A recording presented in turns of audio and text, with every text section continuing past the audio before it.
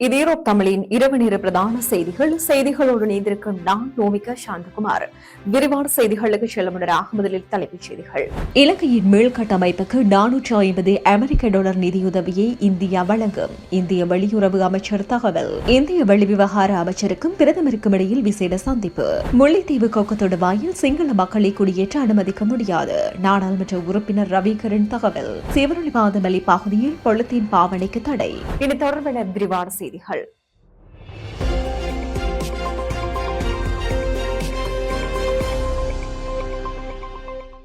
பிரதான அனுசரணை வழங்குவோர் நண்டீஸ் ரெஸ்டாரண்ட் அண்ட் கேட்டரிங் சர்வீசஸ். டிட்மா புயலினால் ஏற்பட்ட அழிவுகளை தொடர்ந்து இலங்கைக்கு சுமார் $450 மில்லியன் அமெரிக்க பெறுமதியான மீள் கட்டமைப்புக்கான திட்டம் ஒன்றை இந்தியா அறிவித்துள்ளது. இந்த நிலையில் கொழும்பில் இடம்பெற்ற விசேட ஊடக சந்திப்பில் உரையாற்றிய இந்திய வெளியுறவுத்துறை அமைச்சர் எஸ் ஜெயசங்கர் இதனை தெரிவித்துள்ளார். $350 மில்லியன் அமெரிக்க சலுகை அடிப்படையிலான கடன் திட்டமாகவும் $100 மில்லியன் அமெரிக்க நன்கொடையாகவும் இலங்கைக்கு வழங்கப்படும் என அறிவிக்கப்பட்டுள்ளது. பேரிடரால் பாதிப்புக்குள்ளான வீதிகள், புகையிரத பாதைகள் மற்றும் பாலங்களை மீளமைத்தல் மற்றும் புனரமைத்தல், முழுமையாக அழிவடைந்த மற்றும் சேதமடைந்த வீடுகளை மீண்டும் கட்டி எழுப்புதல், சுகாதாரம், கல்வி மற்றும் விவசாய துறைகளின் மறுசீரமைப்பு என்பன அதில் அடங்குகின்றன.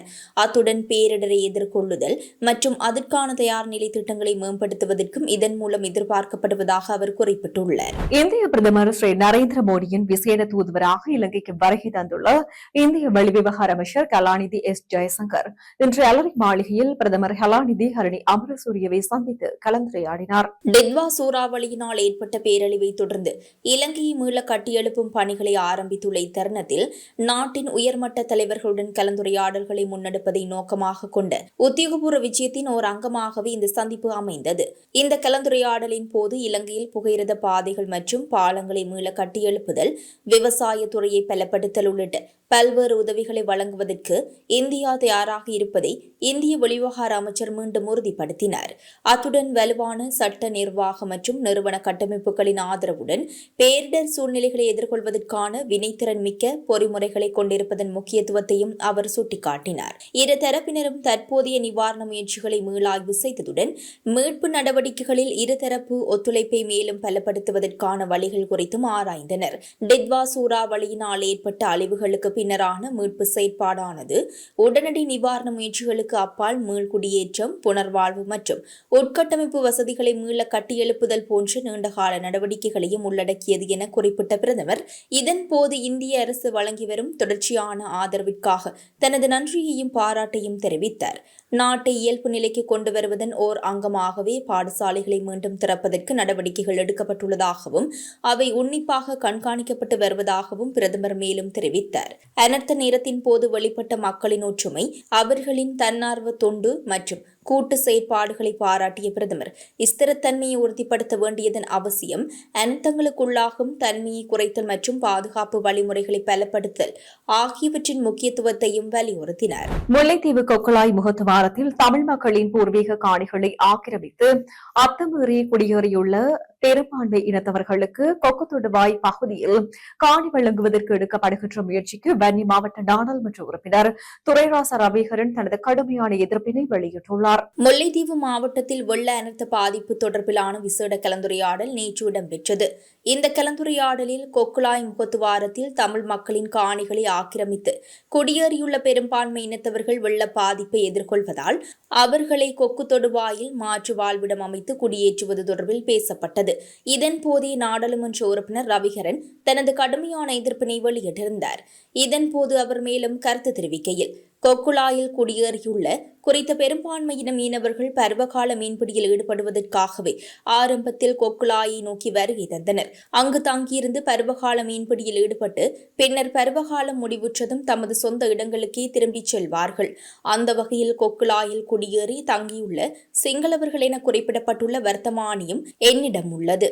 இந்நிலையில் கடந்த 1984 ஆண்டு கொக்குளாய் முகத்துவாரத்தில் இருந்த தமிழ் மக்கள் இராணுவத்தினரால் வலுக்கட்டாயமாக வெளியேற்றப்பட்ட பிற்பாடு எமது தமிழ் மக்களின் பூர்வீக வாழிடங்களை ஆக்கிரமித்து பெரும்பான்மையின மீனவர்கள் குடியேறினர்.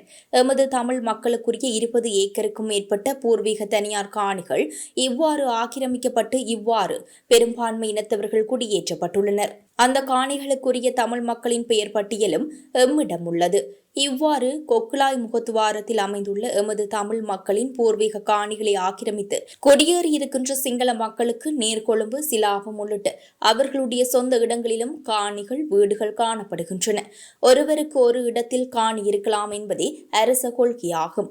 இவ்வாறு சிலாபம், நீர்கொழும்பு பகுதிகளில் இந்த பெரும்பான்மையினத்தவர்களுக்கு காணி இருக்கத்தக்கதாக இங்கும் காணிகளை வழங்க முடியுமா என்பதற்கு உரியவர்கள் பதிலளிக்க வேண்டும்.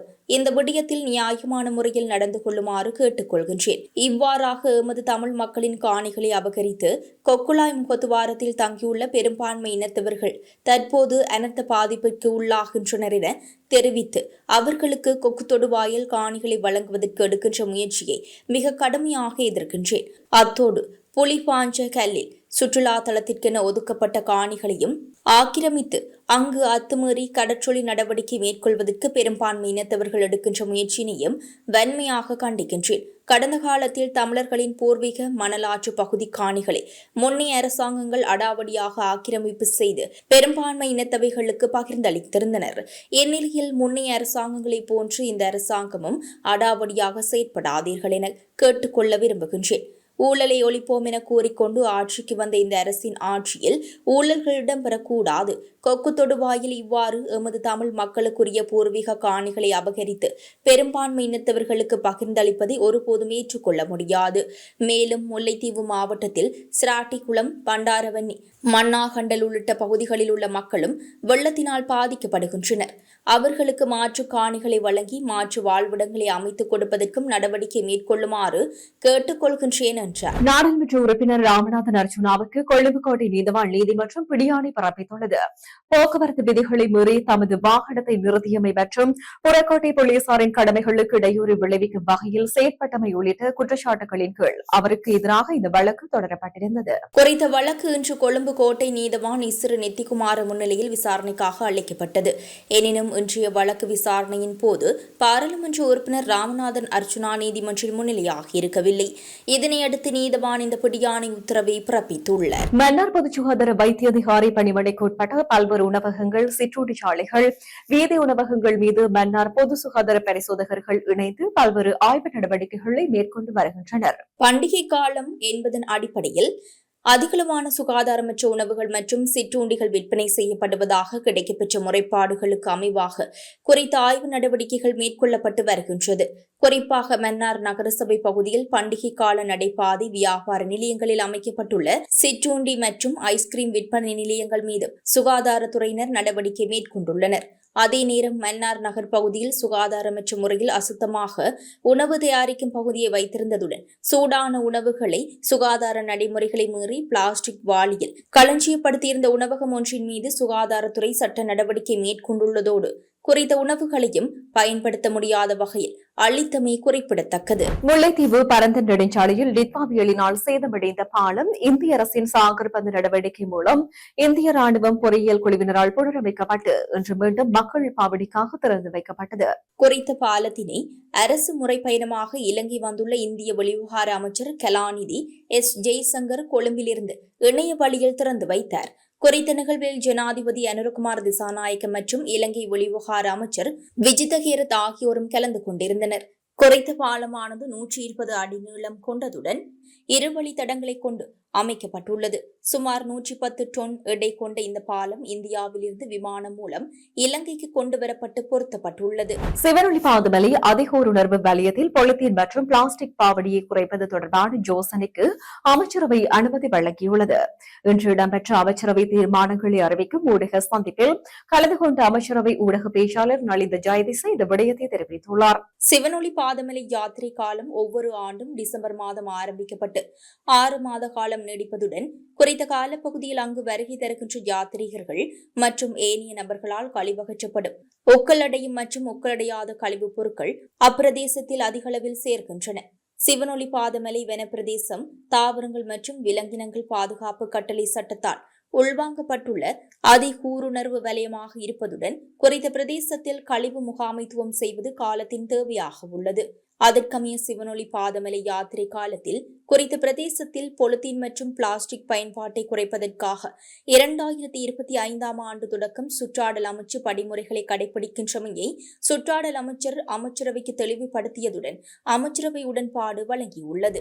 மெக்சிகோவிற்கு சொந்தமான மருத்துவ சேவை விமானம் ஒன்று அமெரிக்காவின் டெக்சாஸ் மாநிலத்தில் உள்ள ஹல்வெஸ்டன் விரிகுடா அருகே விபத்துக்குள்ளாகியுள்ளது. இந்த விபத்தில் நடந்த நேரத்தில் விமானத்தில் 8 பேர் இருந்துள்ளதாக சர்வதேச ஊடகங்கள் தெரிவிக்கின்றன. குறித்த 8 பேரில் 4 பொதுமக்கள் என்பதுடன் ஏனைய 4 மெக்சிகோ கடற்படையைச் சேர்ந்தவர்கள் ஆவர். இந்த விபத்தில் சிக்கி 5 பேர் உயிரிழந்துள்ளனர். உயிரிழந்தவர்களில் 2 வயது சிறுமி ஒருவர் அடங்குவதாக சர்வதேச ஊடகங்கள் தெரிவிக்கின்றன. விமானத்தில் இருந்த 2 பாதுகாப்பாக மீட்கப்பட்டுள்ளனர். காணாமல் போன மற்றும் ஒரு நபரை தேடும் பணிகள் தீவிரமாக நடைபெற்று வருகின்றன. தீக்காயங்களுக்கு சிகிச்சை அளிக்கும் முகாம் ஒன்றில் கலந்து கொள்வதற்காகவே இந்த விமானம் பயணித்ததாக மெக்சிகோ கடற்படை உறுதிப்படுத்தியுள்ளது. அந்த பகுதியில் நிலவிய அடர்த்தியான பனிமூட்டம் காரணமாகவே இந்த விபத்து நேரிட்டிருக்கலாம் என அதிகாரிகள் சந்தேகிக்கின்றனர். செய்திகளின் நிறைவாக இனி மீண்டும் தலைப்புச் செய்திகள். இலங்கையின் மீள்கட்டமைப்புக்கு $450 அமெரிக்க நிதியுதவியை இந்தியா வழங்கும். இந்திய வெளியுறவு அமைச்சர் தகவல். இந்திய வெளிவிவகார அமைச்சருக்கும் பிரதமருக்கும் இடையில் விசேட சந்திப்பு. முல்லைத்தீவு கொக்கத்தொடுவாயில் சிங்கள மக்களை குடியேற்ற அனுமதிக்க முடியாது. நாடாளுமன்ற உறுப்பினர் ரவிகரன் தகவல். சிவரொளிபாதமலி பகுதியில் பொலித்தீன் பாவனைக்கு தடை. இத்துடன் ஈரோப் தமிழின் இரவு நேர பிரதான செய்திகள் நிறைவு பெற்றன. வணக்கம்.